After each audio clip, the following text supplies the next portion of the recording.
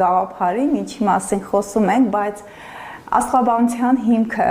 Հայաստանն է, սիրելի հայրենակիցներ, 5000 տարվա պատմություն ունի,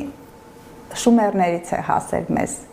և երբ որ ես ուսանում եմ Մոսկվայում, այնտեղի նյութերում այդ ամենը հանդիպեցի, ափսոս չեմ կարողացել պահել, դե 15 տարի առաջ էր, բայց հենց այնտեղ էլ գրված էր, որ այն ժողովուրդը, այն ազգը, որը զբաղվել է աստղաբանությամբ, նախնական հաշվարկներ է կատարել, լուսնային օրացույց, դա հայկական լեռնաշխարհում ապրող, բնակվող այդ ազգն է եղել։ Մենք ենք։ Եվ մեր տարածաշրջանին տիպիկ կենդանակերպ են, եթե աստղաբանությունը լիներ հիմքը բաբելոնական, այնտեղ արևելյան, չէ, մեր տարածաշրջանին տիպիկ կենդանակերպ էր խոյ, ցուլ, խեցգետին, առյուծ ասում են այդ ժամանակահատվածներում,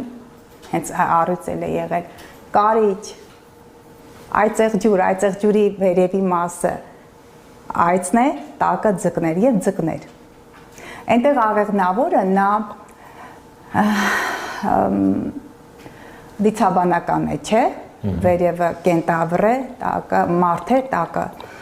այդ ձիու մարմնի մասերն են, մնացած այդ բոլոր կենդանակերպեր, 6 կենդանակերպ հստակ մեր տարածաշրջանին։ Դե խոյը, եթե չեմ սխալվում, էնդեմիկ տեսակ, չէ, առհասարակ, միայն Հայաստանում չի։ Այդ եմ ասում, այո։ Եթե չեմ սխալվում, գիտական նույնիսկ ապացույցներ կան, ինչպես օրինակ Բեզոարյան այծը, հա։ Այո, այո։ Հիմա Կարմիր գրքում գրանցված կենդանակերպ է, տեսակ է, նույնն էլ խոյն է։ Ի վերջո այդպիսի ինչից հիշեցի, որովհետև գիտնականները պեղումներ անելիս, եթե ժայռապատկերների վրա հանդիպում են նմանատիպ կենդանի, դա փաստում է բացառապես հայկական լեռնաշխարհի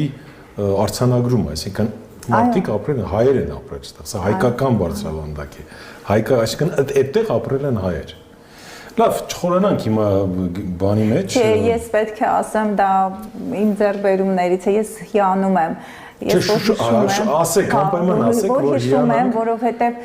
գիտեք ԱՄՆ-ում աստղաբանների շատ մոտ 10,000 աստղաբան կա ԱՄՆ-ում, Մեծ Բրիտանիան, այնտեղ հոգեբանը նաև աստղաբանական կրթություն ունի։ Իրանց Stonehenge-ով գլուխ են գովում, բայց Պարիս Հերոնին ապացուցեց, որ Քարավանջիից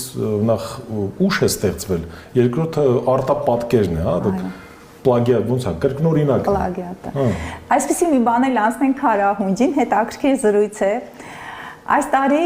նրանք ովքեր եղել են, դե գիտեք, մեր հայկական նոր տարին օգոստոսի 11-ն է։